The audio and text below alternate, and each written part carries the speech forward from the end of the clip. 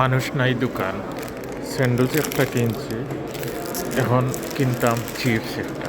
চিপসের নাম্বার হইল 5, ইনো কোনো দাম লেখা নাই, দাম হইল গিয়া বহুত, দাম বেশ নাই, বাজার তাকিয়া দামও বেশ নাই, সেম আইয়া চিপস হয়েছে ও 2 টাকার। ওটা মারার বাদে ও আছে তোমার মেশিন, মানে ওগুলো কার্ড 10 টাকা কোনো অ্যাকসেপ্ট করে না, ওগুলো খালি টাচ করবে, টাচ করার পরে কইব যে কার্ড দেও, কার্ড